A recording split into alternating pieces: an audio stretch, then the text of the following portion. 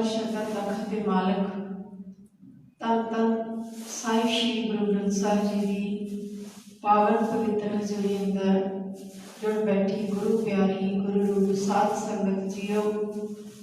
आओ विचारा करन तो पहला आपस में फतेह की सांझ पाइए।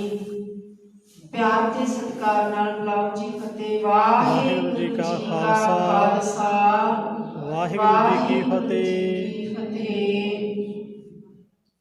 सो जो सतगुरां दी बख्शिश सदका लड़ीवार गुरबाणी की कथा विचार चल रही है। 618 अंग के पंजवें पातशाह जी की पवित्र रसना तो उच्चारण किया होया ये शब्द प्यार के नाल सरवण करो जी। सोठ महला पंजवा संचन करो नाम तन निर्मल थाती अगम अपार।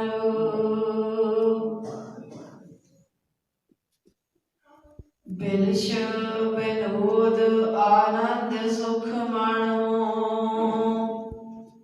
खाए जीवो सिख परवार।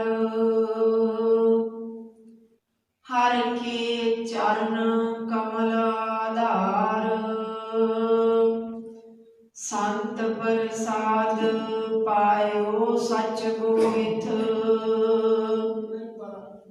चढ़ लंघो बिख संसार रहाओ। भये कृपाल पूरन अविनाशी आपे कीनी सार। पेख पेख नानक बिगसनो नानक नाही सुमार। भये कृपाल पूरन अविनाशी आपे कीनी सार। पेख पेख नानक बिगसनो नानक नाही सुमार।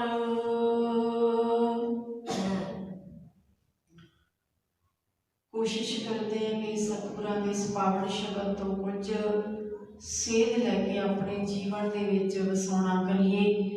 आओ पूरे पूरे ध्यान दे नाल सतगुरां जी दे एक एक वचन नूं समझण दी कोशिश करिए। सतगुरु जी इस पावन शब्द दे रहाओ वाले बंद विच की सिक्ख्या दृढ़ करवा रहे ने। हर के चरण कमल आधार संत प्रसाद पायो सच गोहिथ। चढ़ लंघो बिख संसार। सतगुरां ने रहाओ वाले बंद विच इस संसार दी ते संसार तो तरन की गल कीती है। सतगुरु जी ने इस संसार नूं बिख दा संसार कहा है। बिख आप जी जानते हो जहर कहा जाता है बिख। ते सतगुरु जी कहते ये संसार बिख है जहर भरिया संसार है। काहदा जहर है किहड़ा जहर है। सतगुरु जी कहते विकारां दा जहर है क्योंकि जिहड़ी जहर हुंदी है उसनूं पी के शरीरक मौत हुंदी है ते जिहड़ा इस विकारां दा जहर है इस दे नाल आत्मिक मौत हुंदी है। ते गुरमत दे विच शरीरक मौत नूं ते कहा भी आउणी आउणी है। उते जो आया सो बिनस सी जिहड़ा भी इत्थे आया उन्हें एक दिन बिनसना है। आपो अपनी बारी मुताबक चले जाना है। पर आत्मिक मौत का इलाज भी गुरु जी दसदे ने ते आत्मिक मौत नूं खतरनाक मौत भी दसदे हैं। खतरनाक मौत क्यों? क्योंकि इस संसार दे ਜਿਹੜੇ ਆਤਮਿਕ ਮੋਤੇ ਮਰ ਜਾਂਦੇ ਨੇ ਉਹਨਾਂ ਦਾ ਇਸ ਧਰਤੀ ਤੇ ਵੀ ਭਾਰ ਹੈ। ਆਤਮਿਕ ਮੌਤ ਮਰ ਜਾਣਾ ਭਾਵ ਆਪਣੇ ਗੁਣ ਗਵਾ ਲੈਣੇ ਤੇ ਪਸ਼ੂਆਂ ਦੀ ਤਰ੍ਹਾਂ ਜੀਵਨ ਜਿਉਣਾ। ਉਸ ਤਰ੍ਹਾਂ ਦੇ ਜੀਵਨ ਨੂੰ ਸਤਿਗੁਰਾਂ ਨੇ ਕਿਹਾ ਵੀ ਇਹ ਤੇ ਬੋਝ ਹੈ। ਉਹਦੇ ਪਸ਼ੂਆਂ ਨਾਲੋਂ ਪ੍ਰੇਤਾਂ ਨਾਲੋਂ ਮੰਦੇ ਨੇ, ਗਏ ਗੁਜ਼ਰੇ ਨੇ। ਭਾਵ ਸਤਿਗੁਰੂ ਜੀ ਕਹਿੰਦੇ ਭਾਈ ਆਤਮਿਕ ਮੌਤ ਲਿਆਉਣ ਵਾਲੇ ਵਿਕਾਰਾਂ ਦੇ ਜ਼ਹਿਰ ਭਰੇ ਸੰਸਾਰ ਵਿੱਚੋਂ ਜੇ ਤੂੰ ਤਰਨਾ ਚਾਹੁੰਦਾ ਹੈ, ਜੇ ਤੂੰ ਨਿਕਲਣਾ ਚਾਹੁੰਦਾ ਹੈ ਤੇ ਤੈਨੂੰ ਉਸ ਜਹਾਜ਼ ਤੇ ਚੜ੍ਹਨਾ ਪਵੇਗਾ। ਉਸ ਜਹਾਜ਼ ਦੀ ਗੱਲ ਕੀਤੀ ਹੈ। ਜਹਾਜ਼ ਤੋਂ ਸ਼ਬਦ ਯਾਦ ਆਇਆ ਕਿ ਇੱਕ ਵਾਰੀ ਪੰਜਵੇਂ ਪਾਤਸ਼ਾਹ ਛੋਟੇ ਜਿਹੇ ਬਾਲਕ ਆਪਣੀ ਮਾਂ ਦੀ ਗੋਦ ਵਿੱਚੋਂ ਖੇਡਦੇ ਖੇਡਦੇ ਰੁੜਦੇ ਰੁੜਦੇ ਜਾ ਕੇ ਹੌਲੀ ਦੇਣੇ ਆਪਣੇ ਨਾਨਾ ਜੀ ਜੋ ਗੁਰੂ ਅਮਰਦਾਸ ਜੀ ਹਨ ਉਹਨਾਂ ਦੀ ਮੰਜੀ ਨਾਲ ਜਾ ਖੜੇ ਹੋਏ। ਮੰਜੀ ਨੂੰ ਹੱਥ ਪਾ ਕੇ ਜਦੋਂ ਖੜੇ ਹੋਏ ਤੇ ਗੁਰੂ ਪਾਤਸ਼ਾਹ ਜੀ ਤੀਜੇ ਪਾਤਸ਼ਾਹ ਗੁਰੂ ਅਮਰਦਾਸ ਜੀ ਨੇ ਸਹਿਜ ਸੁਭਾਅ ਕਿਹਾ ਕਿ ਇਹ ਕਿਹੜਾ ਮਨੁੱਖ ਹੈ ਭਾਰੀ ਜਿਹਨੇ ਸਾਡੀ ਮੰਜੀ ਹਿਲਾਤੀ ਸਾਰੀ। ਤਾਂ ਜਦੋਂ ਅੱਖਾਂ ਖੋਲ ਕੇ ਦੇਖਿਆ ਤੇ ਆਪਣੇ ਦੋਤੇ ਨੂੰ ਤੱਕਿਆ ਤੇ ਛੋਟਾ ਜਿਹਾ ਬਾਲਕ ਰੂਪ ਦੇ ਵਿੱਚ ਗੁਰੂ ਅਰਜਨ ਸਾਹਿਬ ਜੀ ਮਹਾਰਾਜ ਤੇ ਉਸੇ ਸਮੇਂ ਤੀਜੇ ਪਾਤਸ਼ਾਹ ਨੇ ਬਚਨ ਕੀਤੇ ਦੁਹਿਤਾ ਬਾਣੀ ਕਾ ਮੋਹਿਤਾ, ਦੁਹਿਤਾ ਬਾਣੀ ਕਾ ਮੋਹਿਤਾ। ਭਾਵ ਸਤਿਗੁਰੂ ਜੀ ਨੂੰ ਉਸੇ ਸਮੇਂ ਬਚਨ ਹੋ ਗਏ ਸੀ ਤੇ ਅੱਜ ਗੁਰੂ ਗ੍ਰੰਥ ਸਾਹਿਬ ਜੀ ਦੇ ਵਿੱਚ ਵੀ ਬਾਣੀ ਉਹਨਾਂ ਦੀ ਦਰਜ ਤੇ ਸੱਚਮੁੱਚ ਦੋਤੇ ਬਾਣੀ ਕਾ ਮੋਹਿਤਾ, ਬਾਣੀ ਦਾ ਜਹਾਜ਼।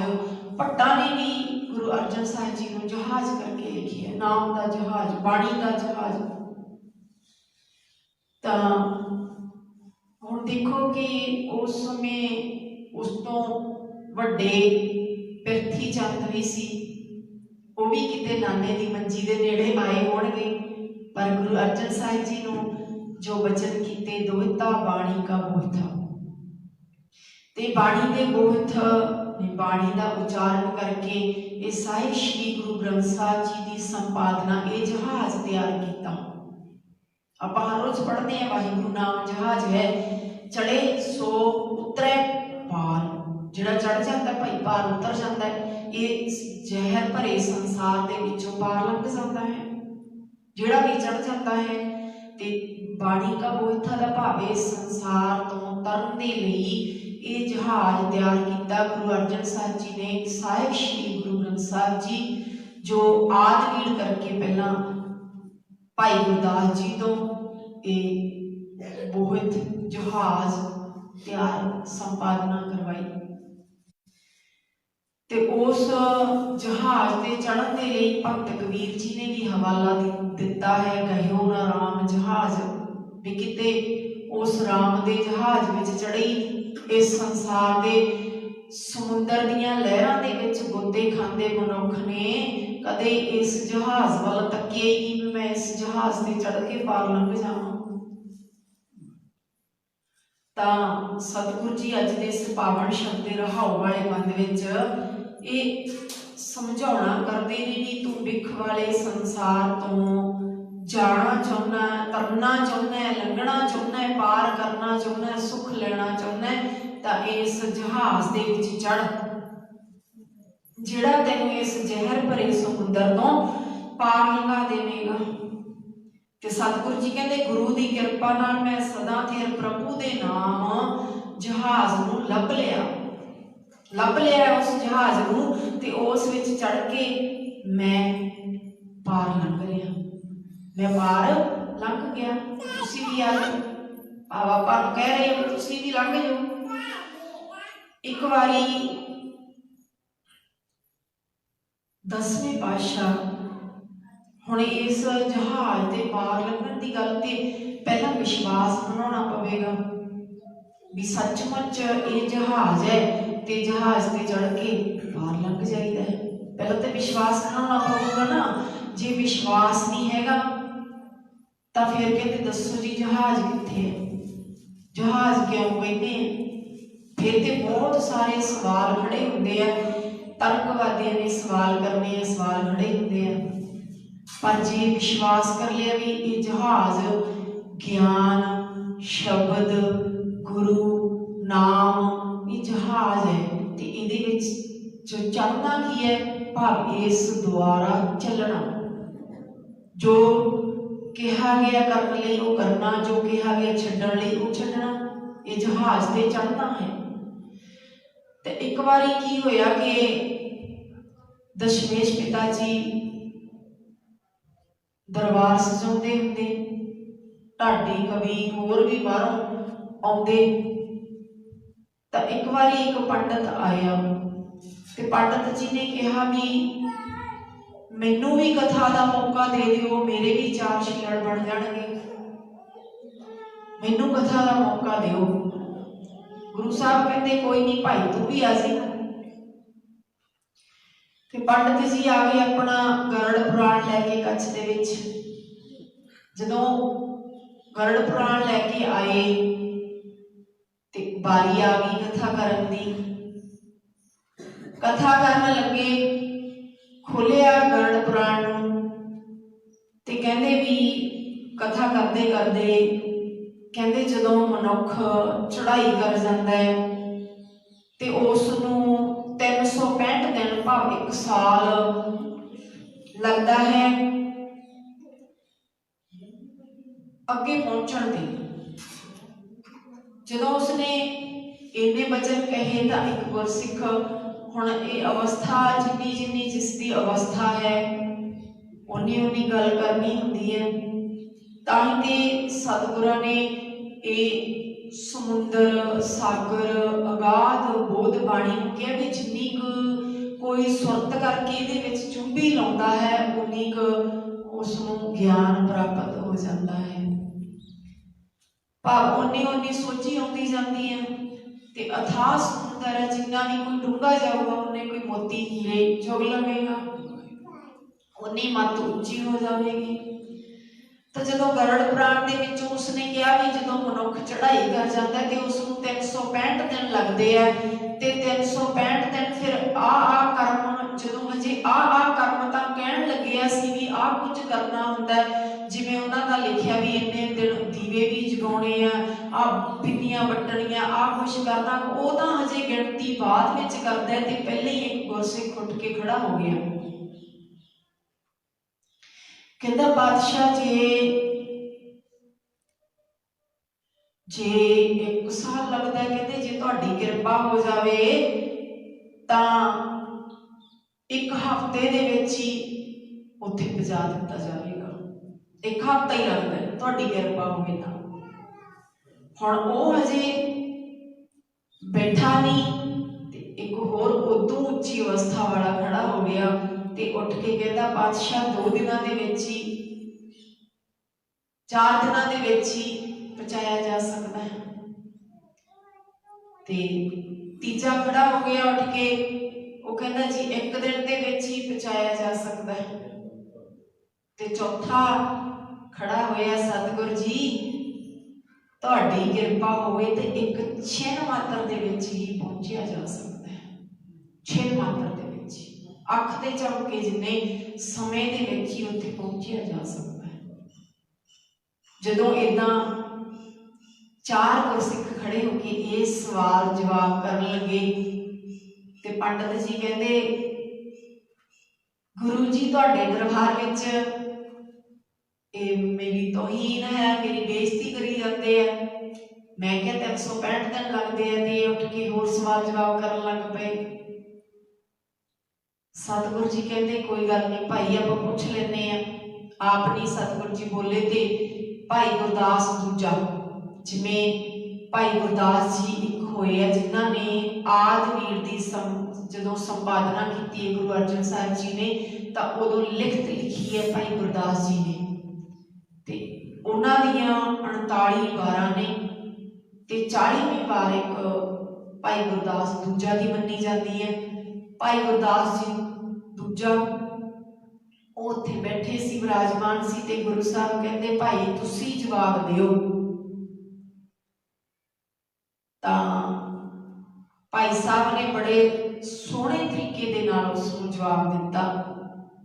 कहते भाई पंडित जी तुसी भी ठीक हो, अपनी जगह तुसी भी ठीक हो, ते ये भी ठीक नहीं। कहते ये किवें हो सकदा? कहते पंडित जी देखो हुण आपां आनंदपुर साहिब बैठे हैं, ते आनंदपुर साहिब तो जाना होवे अमृतसर। हुण जे कोई पंछी उड़ के जाएगा तो उसनूं कितना समा लगेगा,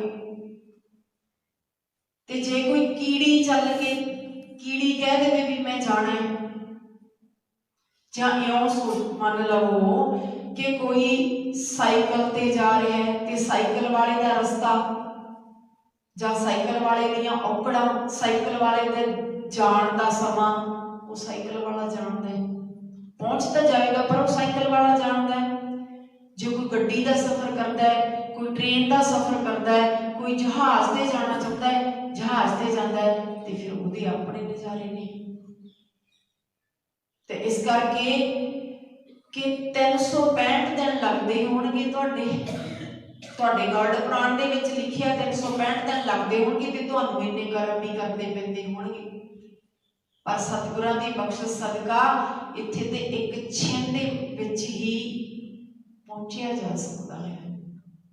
छिन दे विच पहुंचा जा सकता है क्योंकि सतगुरां जी ने भावें इस मार्ग दे कोह जिहड़े दस्सिया भी गिने नहीं जाते, इस मार्ग ते चलदे हां वो रस्ते दे कोह गिने नहीं जाते भी किन्ने कोह चलना है, किन्ने किलोमीटर दूरी ते है, पर बस उस जदों पल्ले नाम है, जदों जहाज ते चढ़ गया तो फिर कादी दूरी, फिर कादी दूरी। इस करके अज दे इस पावन शब्द के रहाओ वाले बंद विच सतगुरां ने उस नाम के जहाज की गल की है जिहने सारे विकारां नूं, सारे पापां नूं कट देना है। नाम जहाज, नाम जहाज ये कित्थों प्राप्त होता है? गुरु कोलों, गुरु कोलों प्राप्त होता है। जो संगत विच संगत हर प्रभ वसै जीओ, संगत विच आउण दे नाल गुरु नाल प्यार पैंदा है ते गुरु नाम दी दात बख्शिश करदा है, वो नाम ही जहाज है, नाम जहाज है। फिर चढ़ लंघो बिख संसार, ये बिख संसार ये जहर रूपी विकारां भरिया संसार है जिहड़ा जिहदे विच तृष्णा दी अग है, इस नूं लंघिया जा सकता नहीं तो बड़ा मुश्किल है, बड़ा मुश्किल है। सतगुरु जी कहते भाई हर के चरण कमल आधार, हर के चरण कमल गुरु दे शब्द नूं मैं अपनी जिंदगी का ओट आसरा बना लिया। ओट आसरा की ओट आसरा? जदों आपां कोई भी काम करना है, घर दे विच एक बच्ची ने, एक धी ने, एक भैन ने दाल सब्जी भी बनाउण लगना ना ते वो भी कई बारी पुछना पैंदा घर विचों भी किन्नी बनाउणी है जां इहदे विच लूण मिर्च किन्ना पाउणा है। पुछदियां ना सियाणियां बच्चियां, जां जदों नहीं आउंदा ते पुछ लैंदे आ, पुछ लैंदे आ। ते इस तरह तेरी जिंदगी का ओट आसरा गुरु बन जावे। तेरी जिंदगी विच तू कुछ भी करन लगे, कुछ भी करन लगे हैं ते उदों आसरा गुरु दा ले लईए। अरदास बहुत वड्डी ताकत है। बस एक ये समझ लीए कि गुरु दे दर ते एक अरदास ही है, हुक्म नहीं, कोई हीर वजत नहीं, एक अरदास है। भी जदों अरदास करते ही ताई सतगुरां ने कहना भी कीता लोड़ीए काम सो हर पे आखिए, कारज दे सवार सतगुर सच साखिए। बस फिर इन्ना विश्वास होवे भी मैं उस गुरु अगे अरदास कर दिती ते मेरा कारज सफल होवेगा। अरदास सिर्फ ते सिर्फ अरदास होवे ना होवे भी किते टेक होर भी है। इउं नहीं हुंदा भी चलो आपां फलाने थां जाने फलाने थां जाने ते राह दे विच मन दे विच ख्याल आया भी अरदास भी करा देनी सी, अरदास भी करा चलीए फिर नहीं।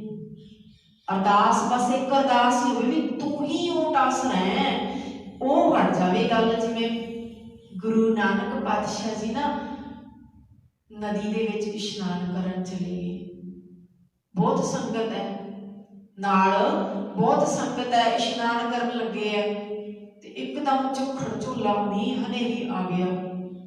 जदों मीह हनेरी आ गया जिन्ने भी सी सारे आसे पासे देख के भज गए। किसी ने किसी की छन देखी, कोठा देखिया, किसी ने कुछ देखिया ते उधर को भज गए भी मीह तो बचीए, भज गए। भाई लैणा जी खड़े है, भाई लैणा जी खड़े है, वो भी उत्थे ही खड़े ने नदी के किनारे। थोड़ी देर बाद गुरु नानक पातशाह जी नदी विचों इशनान करके बाहर आए ते आके देखिया भाई लैणा जी कल्ले खड़े है, कल्ले खड़े है ते पुछना कीता लैणा जी इन्ना मीह हनेरी आया ते बाकी सारे चले गए, तुसी भी चले जाना सी, तुसी भी किसी थां ते चले जाना सी, मीह हनेरी आया। भाई लैणा जी ने जवाब दिता सी, की जवाब दिता सी? कहते सतगुरु जी मेरा कोई होर आसरा ही है नहीं, तेरे तो बिना मेरा कोई होर आसरा नहीं, मैनू तो तेरे ही आसरा ते मैं होर कित्थे जाना सी, होर कित्थे जाना सी मैं ते तेरे आसरे ही खड़ा सी इत्थे। बस यही होवे भी एक आसरा उही होवे, ये नहीं भी थां थां ते हाँ जी उधर भी सुख सुखी है, इधर की चादर चढ़ानी है, उधर की दीवा जगाना है ते इधर अरदास भी करा चलीए, अरदास करा चलीए। बस अरदास एक ही होती है ते उस अरदास की बरकत उते सतगुरु जी आप उते दातां देण लई तैयार ने, कोई मंगण वाला होवे दातां देण लई तैयार ने। तो सतगुरु जी कहते भाई हर के चरण कमल आधार, मैं उसके चरण कमलों नूं, उसके नाम नूं ही अपना जिंदगी का सहारा आसरा बना लिया। संत प्रसाद पायो सच बोहित, ते उस गुरु संत की कृपा दे नाल मैनू ये सच्चा बोहित जहाज, गुरु का जहाज मिल गया, मैं लभ लिया ते उस विच चढ़ के मैं ये आत्मिक मौत लियाउण वाले विकारां दे संसार दे विचों पार लंघ गए। सतगुरु जी कहते फिर की होवेगा? संचन करो नाम धन निर्मल, थाती अगम अपार। सतगुरु जी कहते भाई गुरु की कृपा दे नाल मैं परमात्मा दे पवित्र नाम धन नूं इकट्ठा करना शुरू कर दिता। की होया? नाम जहाज ते आसरा उस परमात्मा का लैके वो धन इकट्ठा करना शुरू कर दिता। केड़ा धन? जिहदे धन की बरकत दे नाल जे वो इकट्ठा किया जावे तां उत्थे जिहड़ा पहुंच तो परे परमात्मा है वो उत्थे आ वसदा है। जिथे ये धन इकट्ठा किया जावे उत्थे आ सकता है। ते असी यही धन इकट्ठा करन आए हैं पर आके इत्थे भुल गए। ये धन इकट्ठा करने लई आए हैं, वंज करने लई आए ना, ते वंज करो वणजारियो वखर लिओ संभाल, तैसी वस्त वसाई है जैसी निभै नाल।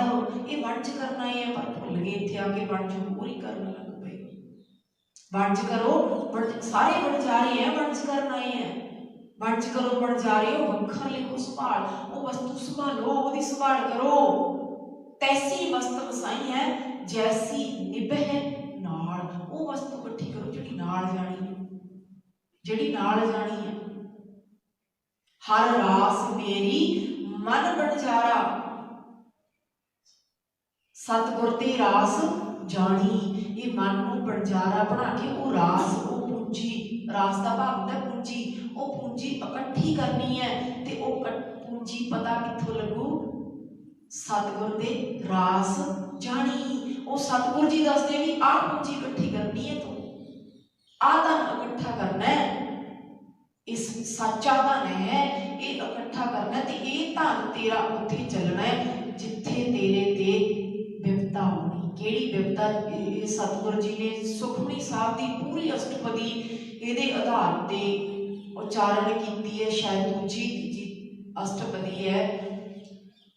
जय मार्ग के गणे जाए ना उसा, हर का नाम उहा संग तुसा। जय मार्ग के ये सारी अष्टपदी उजियारा भाव जहां अंत गवारा, जिथे हनेरा उत्थे नाम दा ही उजियारा बनना है। जिथे तेनू ते लगनी है उत्थे नाम नहीं अमृत बन के वरखना है, बसना है। जिथे तेनू भुख लगनी है उत्थे नाम नहीं तेरा भोजन बनना है। ये सारी अष्टपदी इस नाम ते है कि नाम दे बराबर होर कुछ भी नहीं। ये नाम धन इकट्ठा कर जेड़ा तेरे नाल जाना है। हर हर नित जपियो जियो, लाहा खटियो दिहाड़ी। दिहाड़ी दे विच ये लाहा खट लिया करो कि वो नाम इकट्ठा कर लीए। ताई ते भगत कबीर जी ने भी यही कहा है, कहते हुण मनुखा जन्म है ते हुण लुट पई भी है। हुण लुट पई भी है, लुट ला, लुट ला, लुट पेगी है। कादी लुट पेगी? नाम दी। कबीर लुटना है तो लूट ले, राम नाम है लूट, फिर पाछे पछताओगे, प्राण जाएंगे छूट। कहते लुट ले, हुण लुटन दा समय है, लुट पई हुई है, लुट ला, नाम धन लुट ले, फिर पछतावा रह जाऊगा जी प्राण चले गए, फिर पछतावा रह जाऊगा। ये नाम धन लुट ते जिहदे करके जेड़ा परमात्मा पकड़ दे विच नहीं आउंदा, जेड़ा परमात्मा दिखदा नहीं, जेड़ा परमात्मा साडी ज्ञान इंद्रियां दी पहुंच तो परे है, जेड़ा परमात्मा बहुत उच्चा है, जेड़ा परमात्मा बहुत डूंगा है, जेड़ा परमात्मा अगाध बोध आश्चर्य सुनते हैं, वो उत्थे आ वसदा है। किथे? जिथे नाम धन इकट्ठा किया जाता है। जिथे नाम धन इकट्ठा किया जाता है उत्थे वो परमात्मा आप आ वसदा, वो बेअंत प्रभु का निवास हो जाता है। बिरछ विनोद आनंद सुख माणो, खाए जीवो सिख परिवार। हे गुरु के सिख परिवार, सिख परिवार सुखी बसै मोरो परिवार, सेवक सिख सबे। सतगुरु जी ने ये परिवार किनू कहा? सिख, गुरसिख, गुरु की संगत, गुरु के प्यारे गुरसिख नूं अपना परिवार कहा। हे गुरु के सिख परिवार, हे गुरसिखो, तुसी भी आत्मिक जीवन वास्ते ये नाम भोजन खा के, ये नाम भोजन खा के आत्मिक जीवन हासिल करो। खुश होके ये आश्चर्य चोज आनंद सुख माणिया करो। फिर ये सुख माण सकते जे इस नाम भोजन नूं खाधा जाए। ताई ते क्या कि ये वस्त तजी ना जाए। असी ते यही सोच लिया कि शायद नाम जपना, पाठ करना, बाणी दी विचार, ये ते सिर्फ रागियां ढाडियां प्रचारकों का काम है। नहीं नहीं, सतगुरु जी कहते ये शब्द जो गुरु ग्रंथ साहब जी की संपादना हुई नहीं तो उदों उस तो बाद ये उच्चारण किया, थाल विच तिन वस्तु पईओ, सत संतोख विचारो, अमृत नाम ठाकुर का पैयो, जिसका सबस उधारो, जे को खावे जे को पूजै तिसका होए उधारो। एहे वस्त तजी नह जाई सब नानक ब्रह्म पसारो। तम संसार चरण लग तरिए। सतगुरु जी कहते ये वस्त तजी न जाए नित नित रख धारो। तम संसार चरण लग तरिए सब नानक ब्रह्म पसारो। नित नित ये तजी नहीं जा सकती। छड्डी तजी का भाव छड्डी, ये छड्डी नहीं जा सकती ते असीं छड्डी बैठे हैं। असीं ये वस्तु छड्ड दित्ती। सतगुरु जी कहते जे को खावे जे को भुंजै तिसका होए उधारो। जेड़ा भी कोई खाऊगा भुंजूगा हाजम करूगा, खा के हाजम भी करनी, खाऊगा हाजम करूगा उसका उधार हो जाएगा। पर असीं ये छड्ड दित्ती ते सतगुरु जी कहते भाई ये आत्मिक जीवन इत्थों मिलना है। आत्मिक जीवन का भाव वो जीवन जिहड़ा गुरु दे नाल मिल के जिया जाता है। वो जीवन जिहड़ा उस परमात्मा की याद विच विचरदा है, याद विच गुजारिया जाता है वो जीवन। ते फिर वो ये भाई सुख माणिया करो, गुरु नाल मिल के ये सुख माणिया करो। भये कृपाल पूरन अविनाशी आपे कीनी सार। जिस मनुख ते सर्व व्यापक परमात्मा दयावान हुंदे ने उसकी संभाल आप ही करते ने।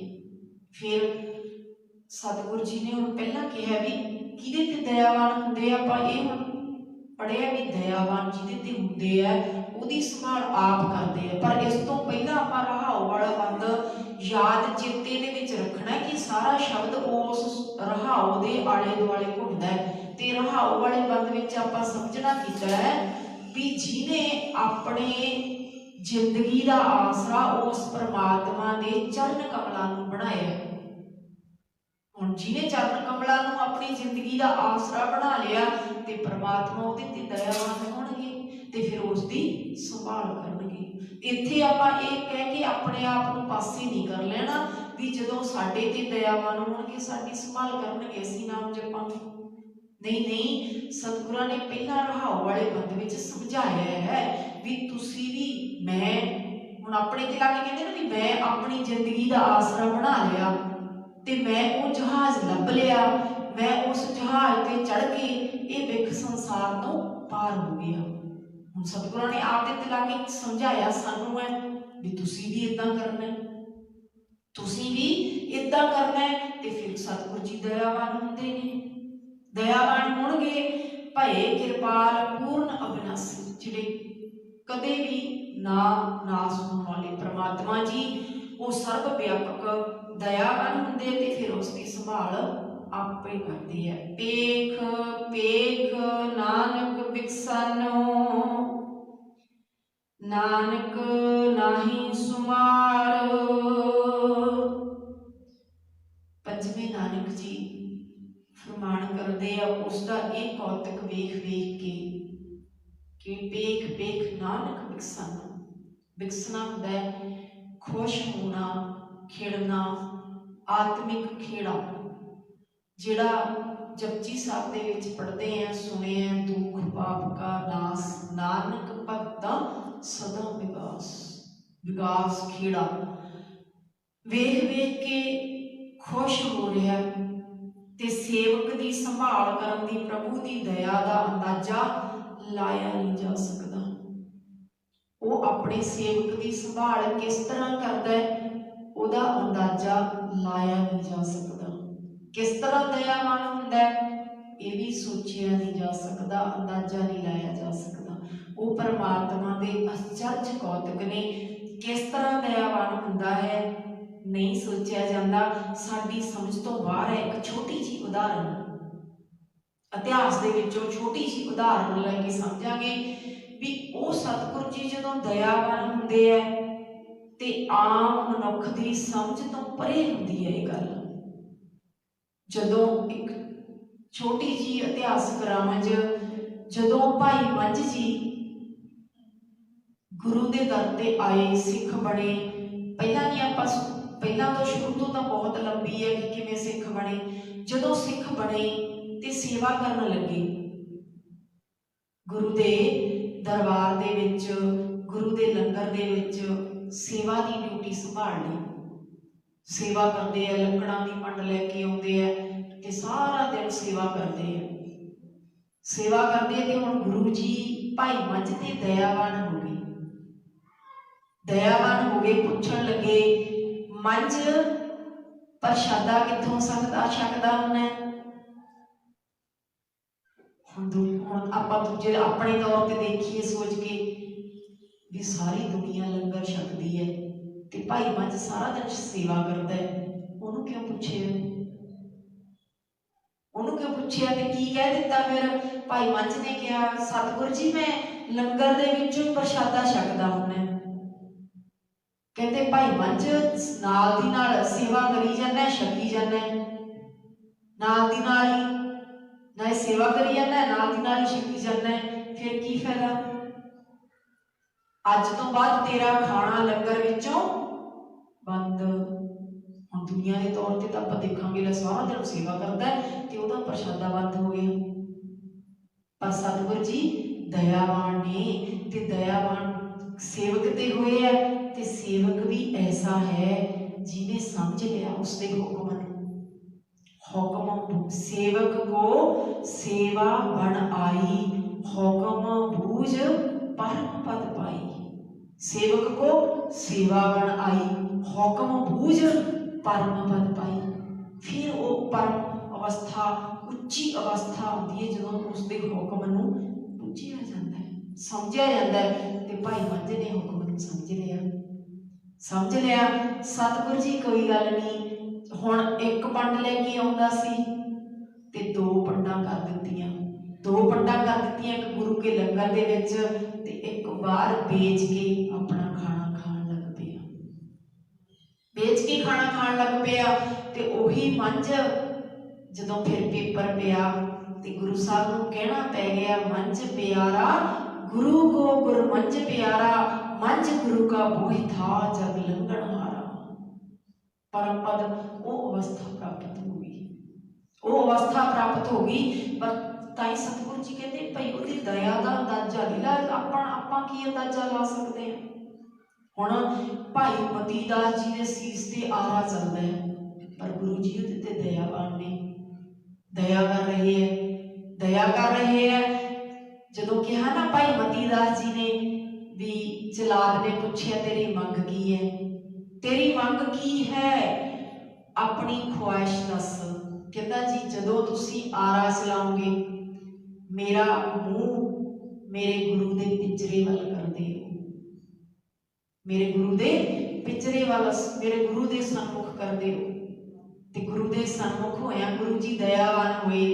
गुरु साहब ने भी इको ही इशारा किया सी। भाई मती दास जी जदों सामने खड़ के आरा चलण दीआं तैयारियां ने ते गुरु तेग बहादुर जी सामने पिंजरे दे विच खड़े ने ते खड़िया ने दयावान होके एक इशारा किया सी मती दास नूं कि अपने सीस दे विचों कंघा कढिया ते कंघे दे दंदियां ते हथ मार के इशारा कर दिता।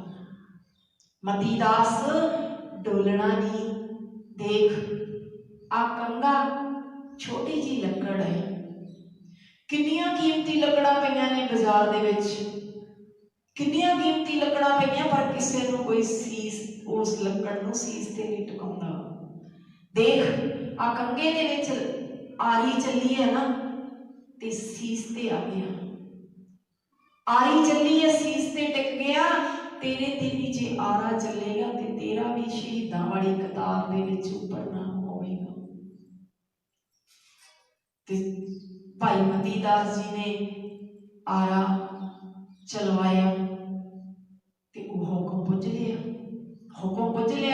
पर उसकी दया का अंदाजा नहीं लग सकती। असी दुनियावी तौर पर की सोचते हैं जां साडा की यह है भी साडा तां यह है भी जे गुरु जी दे असी हुक्म दे विच चलते हैं, जां असी पाठ करते हैं, जां असी गुरुद्वारे आउंदे हैं, जां असी संगत, जां असी चंगा काम करते हैं, तां शायद साडी जिंदगी विच कोई दुख नहीं आउणा, जां साडी जिंदगी दे विच सुख आराम सारे आ जाणगे ते सानूं कोई मतलब कोई तकलीफ कुछ नहीं होना, नहीं भाई, शरीरक दुख तकलीफां होर गल ने, ते ओहदी दयावान दृष्टि है जिहड़ी, ओहदा अंदाजा नहीं लाया जा सकता।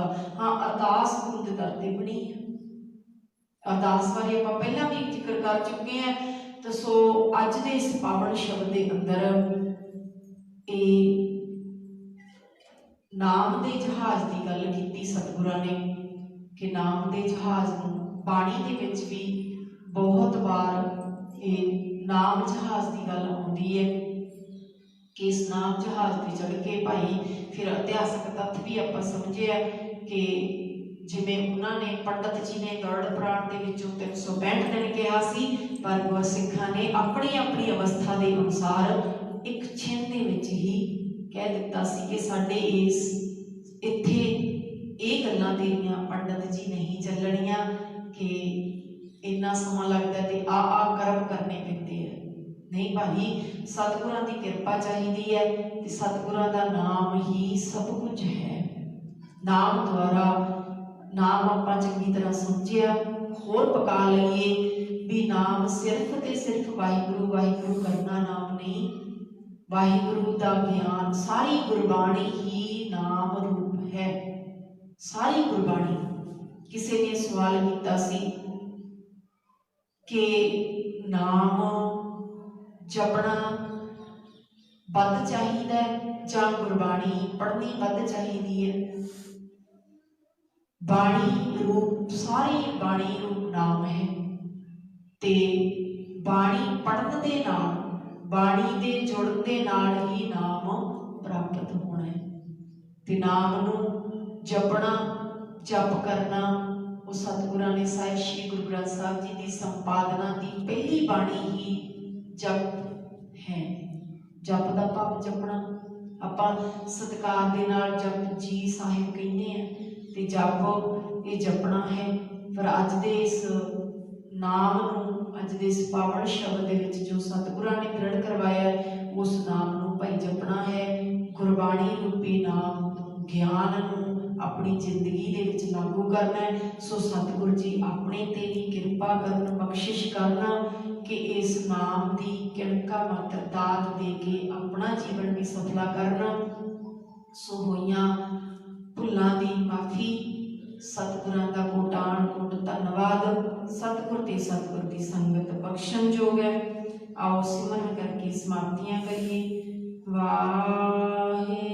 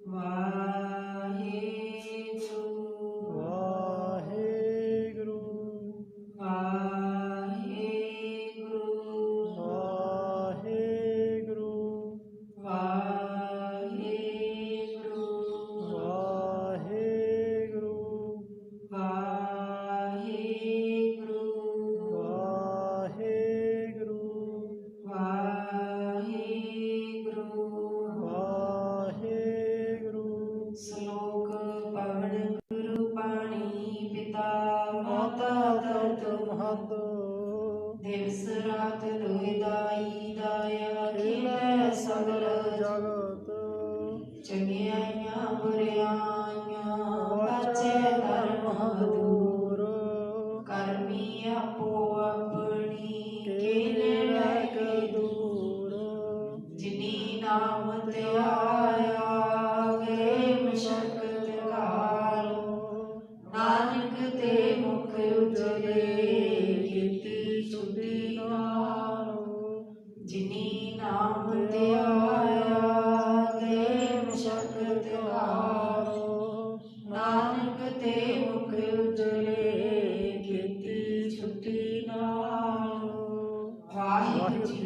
ਖਾਲਸਾ